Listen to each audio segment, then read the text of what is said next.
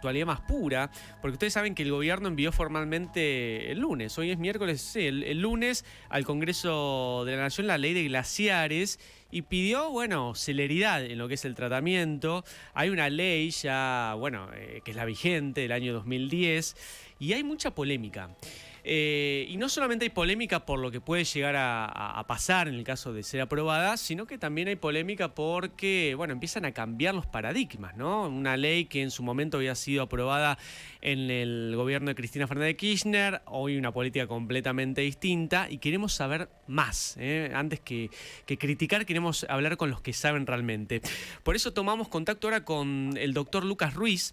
Él es investigador independiente del CONICET, es glaciólogo, especialista en geoestudios, ahora está trabajando en Chile y es experto también en glaciares y cambio climático. ¿Cómo estás, Lucas? Un gustazo saludarte. Buenas noches.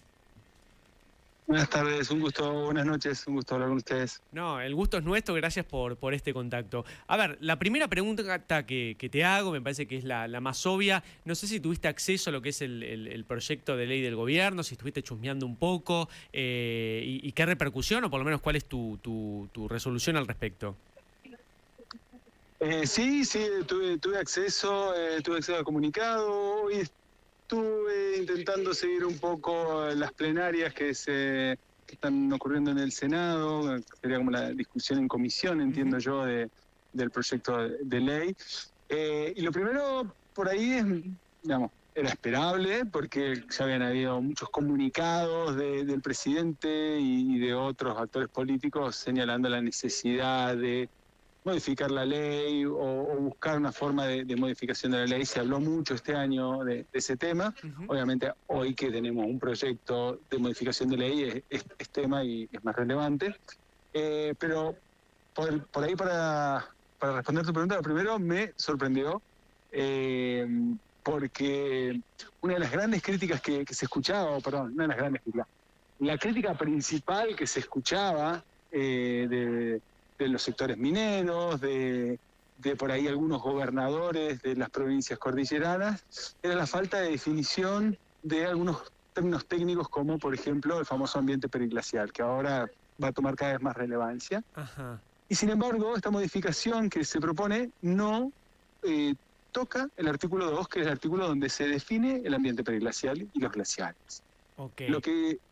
Entonces eso fue realmente llamativo. Yo esperaba encontrar una definición más acotada, una definición con mayor detalle, que era un poco la crítica que se venía haciendo a lo largo de todos estos años. Una ley que tiene más de 15 años. Exacto, esa ley, 2010. Desde su promulgación. Entonces, durante esos 15 años hemos escuchado repetidas veces que el ambiente periglacial no está bien definido en la ley. E incluso hoy en día, escuchando un poco las repercusiones, se puede, no sé, por ahí, no voy a citar nombres, pero gobernadores que han salido en los medios de comunicación diciendo que esta reforma de la ley viene a aclarar las ambigüedades que tenía la ley anterior.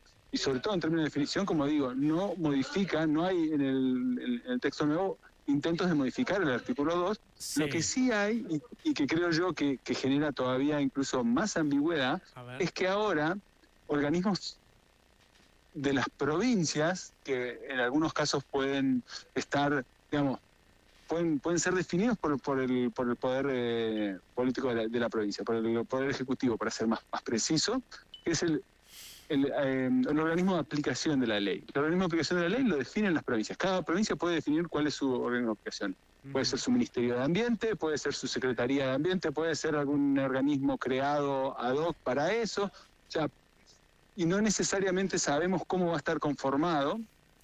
Puede ahora definir si un glaciar o una zona de ambiente periglaciar vale la pena protegerla o no. Claro. Lucas, perdón que cierro con esto. Sí. Perdón, sí, para cerrar. Cuanto antes, en la ley decía los glaciares y el ambiente periglaciar, por la función que cumplen, deben ser protegidos. Claro. Y no había discusión sobre eso. Y ahora es, cada caso en particular, vamos a tener una discusión. Genera mucho más ambigüedad eso, desde mi punto de vista. Sí, ahora sí te escucho, perdón. Perdón, sí, te interrumpí, pero en realidad porque quería ir más atrás y a algo todavía mucho más básico que lo que estás explicando vos, probablemente para los oyentes que están del otro lado y para mí personalmente también. ¿Cuál es el objetivo para un país de tener una ley de glaciares? ¿Por qué es importante? ¿Cuál es el objetivo de esa ley y qué se pretendía con esta modificación? La pregunta es muy indicada, así que perfecto. Las leyes de presupuestos mínimos, como esta ley, te lo dice un glaciólogo, no un especialista en materia legislativa, son leyes de pisos ambientales. Entonces, leyes de presupuestos mínimos no hay muchas en el país, pero por ejemplo tenemos una ley de presupuestos mínimos para los residuos, como para ordenar cómo vamos a tratar los residuos a escala país, para que no sea cada jurisdicción hace lo que quiere con los residuos y eso podría generar problemas ambientales. Bien. Tenemos una ley de presupuestos mínimos para cuidar los bosques, para proteger los bosques, por ejemplo. Y tenemos una ley de presupuestos mínimos para los glaciares. Seguramente hay otras, pero las que me recuerdo son estas. Sí. Y lo que sentan estas bases, estas leyes, es como, muy bien, los recursos son de las provincias, eso es innegable desde la modificación de la Constitución de 1994.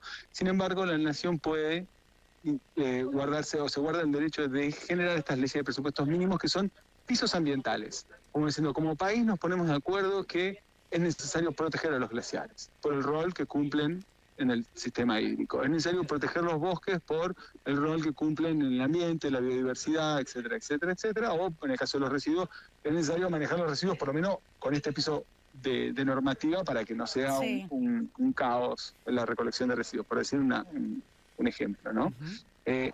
Entonces, ¿por qué nosotros tenemos una ley de glaciares? Por ahí tiene que ver más con la coyuntura de ese momento, el desarrollo de la minería, algunos proyectos que se estaban desarrollando del lado chileno y del lado argentino que proponían dentro de sus medidas de mitigación. Se había hecho la evaluación de impacto ambiental, se había ponderado de que se iban a impactar glaciares, que se iban a afectar glaciares. Entonces, como medida de compensación ambiental, lo que proponen es mover los glaciares. Es decir, bueno, donde veo un glaciar, vamos a sacar el hielo de ahí y lo vamos a llevar a otro lado. ¿Es posible hacer algo así? Como si fuera...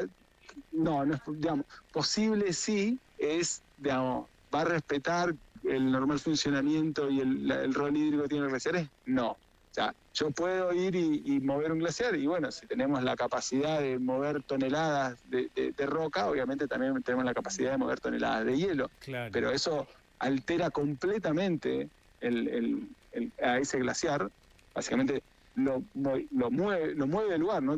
Ese hielo que se formó ahí durante cientos o en algunos casos hasta miles de años, de repente el hombre viene, lo toma con sus topadoras y lo deja en otro lugar pensando que en el otro lugar, que obviamente la propuesta que ellos tenían era volcarlo sobre otro glaciar. Claro. Pero ese glaciar tiene ese tamaño porque está más o menos en equilibrio con el clima. Hoy en día sabemos que los glaciares están desequilibrados con el clima, pero sí, es lo más natural o menos que esté ahí, ¿no?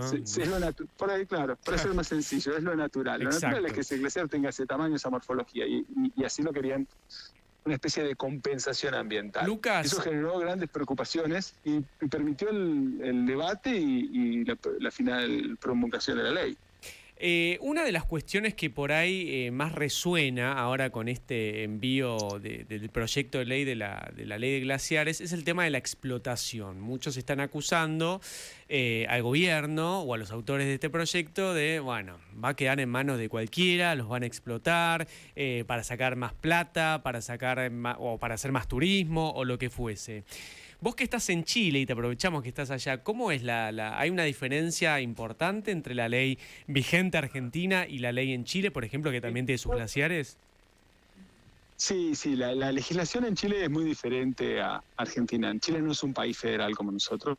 Chile tiene un poder central y desde ahí se maneja, por así decirlo, se maneja todo. O sea, hay un solo Ministerio de Ambiente, hay un solo controlador de la minería. Pero hay algo que es importante, y después quiero volver sobre algo que habías dicho antes, algo que es importante, el control de la minería ambiental lo hace el Ministerio de Ambiente. No como pasa en la gran mayoría de las provincias mineras, donde, por ejemplo, San Juan creó una policía minera, por así decirlo, dentro del Ministerio de Minería.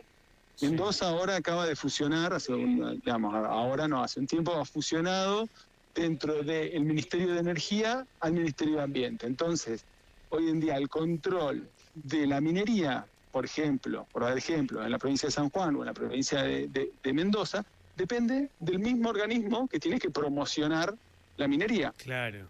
Entonces, es como, yo trato de hacerle por algunos ejemplos, es como, no sé, vamos a jugar Boca River y traemos un exjugador de River de árbitro o de Boca de árbitro, Sí, sí, y no sí, va a sí, ser sí. muy parejo, No va a ser muy parejo, imparcial todo. tal cual. imparcial. Y otra cosa que te quería decir, el problema y el conflicto es con el desarrollo de algunos proyectos mineros en la cordillera. No es con el desarrollo del turismo, no es con el desarrollo de obras viales importantes para el desarrollo de la comunicación, por ejemplo, entre Argentina y Chile. Es específico de algunos proyectos mineros. Y es justamente un ataque que va, creo yo, al espíritu de la ley. La ley se creó para poner una especie de paraguas sobre los glaciares y el ambiente preglacial para que no pudieran ser afectados. Y ahora justamente lo que quieren plantear con esta modificación es que aquellos glaciares que están en zonas mineras sí puedan ser afectados, bajo la excusa de declararlos que no son reservas estratégicas de agua. Claro. Y ahí creo que está la clave. Perdón que me metan por ahí en cuestiones técnicas. No, es interesante. Pero, bueno, gracias. Pero ¿qué es una reserva estratégica de agua? No está definido en la Constitución, no está definido en la ley de glaciares y no está definido en ninguna ley ambiental. Claro. Nosotros utilizamos ese término porque obviamente nos hace referir a algo que es importante. Pero los glaciares son una reserva de agua en sí misma. El ambiente preglaciar, el hielo que está en el ambiente preglaciar es una reserva de agua en sí misma. ¿Por qué? Porque es hielo que se formó hace cientos o hace miles de años y hoy en día está ahí y sigue estando en ese mismo formato. Claro. Entonces, ya de por sí es una reserva. Ahora, si esa reserva va a ser que, no sé, por decir un ejemplo, va a poder aportar agua para cientos o miles de personas o simplemente para la pequeña vega de donde van a beber los guanacos y la fauna local, es otro aspecto muy particular a determinar glaciar por glaciar, pero que es una reserva de agua, no hay ninguna duda. No hay definición. No puede, digamos, es una reserva de agua. Ahora, la palabra estratégica es una palabra que depende del uso que nosotros le querramos dar, y ahí obviamente no es solo una cuestión técnica, no puedo yo venir solo como glaciólogo y decirte, mira, yo te digo que acá hay X cantidad de metros cúbicos de hielo, esto es estratégico, si tiene menos no es estratégico, ¿no? Claro. Porque estratégico también se lo damos nosotros como sociedad, que es lo que quiere cada, en este caso, provincia hacer con sus recursos. Lucas, está acá Ezequiel Spillman, que te hace una pregunta. Lucas, te quiero hacer una consulta. Hola. Quizá conoces el caso, ¿cómo te va? De Canadá, que Canadá no solo tiene mineras importantes, sino que además también tiene una zona enorme y tiene mucha experiencia sobre el tema. ¿Qué podría traer la Argentina de la experiencia, si es que intuyo que la conoces, de Canadá? Porque ahí sí hay un desarrollo empresarial muy, muy grande con respecto a este tema, ¿no? Nosotros tenemos muy buenos ejemplos. Nosotros, digamos, o sea, en Canadá, lo mismo que por ahí corté la pregunta anterior, también acá en Chile, podemos tomar muchas experiencias de ellos. Y una de las cosas que podemos ver es que ha cambiado y ha evolucionado mucho la legislación ambiental en esos países. En Canadá hay un ejemplo muy digamos, anecdótico, por así decirlo, o muy espectacular, donde el camino de acceso a una minera se hace a través de un glaciar gigantesco, como si fuera el glaciar Perito Moreno, por decirte una cosa. O sea, todos los años mantienen un camino para llegar a la mina. La única forma de llegar por vía terrestre es atravesar ese glaciar. El control ambiental que tienen, la cantidad de estudios que se realizan para tratar de afectar lo menos posible, ¿no? Ninguno de los que trabaja ahí te diría que no lo afectan a ese glaciar, pero la cantidad de estudios que se realizan te demuestra el interés creciente que hay, y también porque hay una presión creciente en la ciudadanía de esos países también por el cuidado de los glaciares.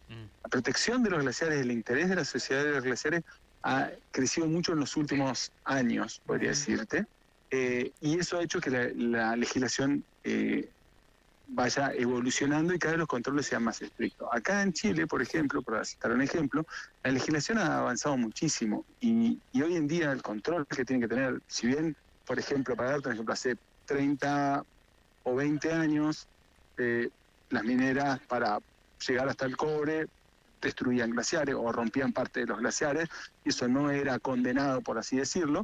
Hoy en día, no solo no, obviamente eso está prohibido por la ley, sino que además tienen que monitorear, por ejemplo, con mucha exactitud, con mucha precisión, el material particulado que generan cuando hacen las tronaduras, las vibraciones que generan con las tronaduras. ¿no? Que antes no había. Hay otros controles.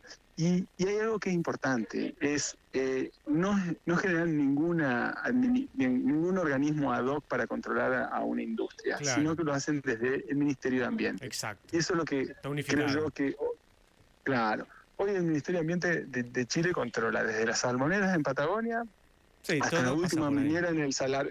Y los controles son súper estrictos, y si nos ponemos a buscar en las noticias vamos a ver que hay varios proyectos mineros que estaban en desarrollo en Chile y que fueron cancelados desde el punto de vista ambiental, porque no Claro. pasaron la Sí, la el piso ambiental aprobación. que tenían que... La aprobación de la declaración de impacto ambiental. Lucas, Sí. la verdad que, a ver, Cierro nos estamos quedando sin tiempo, pues ya estamos cerrando el programa. Es súper interesante hablar con vos. Seguramente cuando, si en el caso de que se llegue a aprobar o lo que fuese, vamos a estar en contacto nuevamente con vos, pero nos diste un pantallazo sobre este proyecto de ley, así que te agradecemos mucho el tiempo. Bueno, muchísimas gracias por el contacto, y simplemente para decir, tenemos que tener confianza en las instituciones que tienen experiencia en esto, y justamente lo que estamos viendo es el desmantelamiento de estas instituciones. Entonces eso genera todo el efecto contrario. Yo, como especialista en la materia, hoy en día estoy mucho más asustado, por así decirlo, de quién tiene que ser el control, que años atrás, cuando uno veía que en Argentina teníamos un Ministerio de Ambiente, que había intenciones o había apoyo al sistema científico Claro. en la Argentina. Hoy en día, que todo está supeditado a la entrada de divisas, me genera mucho más desconfianza. Lucas, te agradecemos el contacto, muchas gracias. Gracias a usted. Era Lucas Ruiz, bueno, investigador independiente del CONICET, hablando sobre la ley de glaciares, que bueno, ya empieza a tratarse en el Congreso de la Nación. Gente que sabe. Envolviendo a casa.